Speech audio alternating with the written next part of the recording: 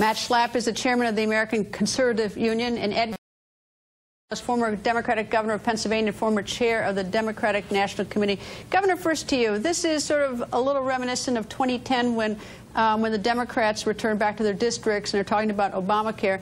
And I guess the thing that I find particularly painful to me is that everybody is so upset because health is so important, yet the fact is that we aren't even sure what this bill is going to do. People haven't even read it, yet we've all taken sides and declared either it's the worst thing or it's the best thing.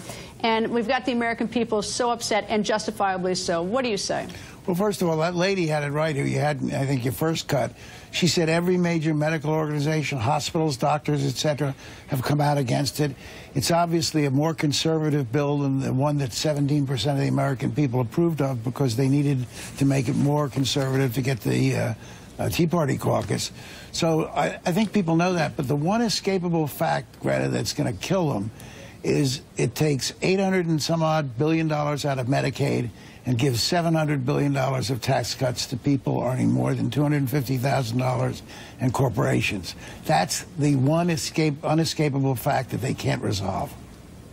Matt, I don't like the sound of that. It makes me sick in the pit of my stomach because I don't want anyone to go without care. But I know numbers in Washington, and I know that, in fact, Mark Twain used to always talk about numbers. It's so, I mean, we have limited resources, and it's so easy to, to paint the other side as trying to kill the other side. And Governor Rendell and all those organizations may be dead right.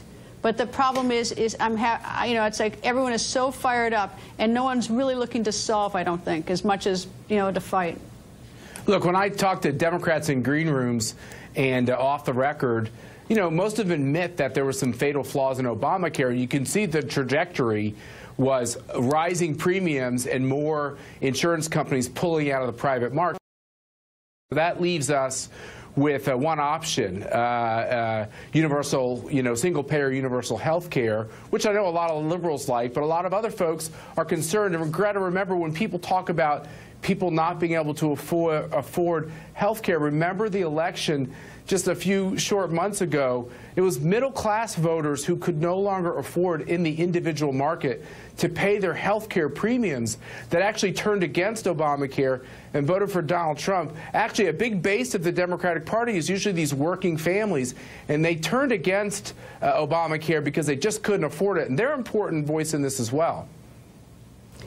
Governor, do you have any thoughts on how to resolve this? I mean, it really isn't sort of good for us to sort of just draw the line in the sand, and for members of Congress, the House or Senate, get on either side of the aisle get ripped like this. And these are important issues. Is it beyond repair?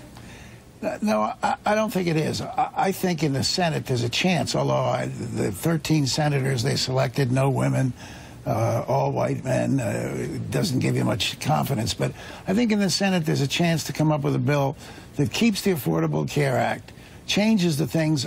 Matt said fatal flaws. I'm not sure they're fatal flaws, but flaws, fixes the things that need to be fixed in the Affordable Care Act, and try to work out some form of compromise. But it can only be done in a bipartisan fashion. And one fact that Matt said that I need to correct, premiums in the 5 years before Obamacare went up at a higher rate than premiums have in the 5 years after Obamacare.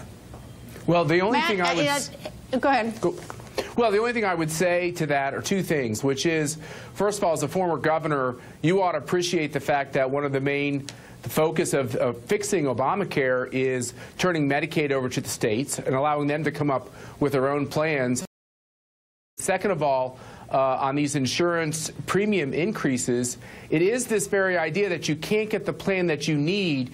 You have to get the plan that Washington, D.C. has dictated that you need, that has caused some of these problems. If we can go back to an idea where you can get a catastrophic plan or a plan that suits you, I think consumers will actually be more happy.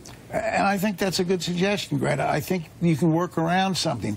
But if we're going to take away essential benefits as a federal requirement and then let health care companies offer plans, for example, to 20-year-old women that don't cover pregnancy, that's unacceptable. That's absolutely unacceptable. And that's why...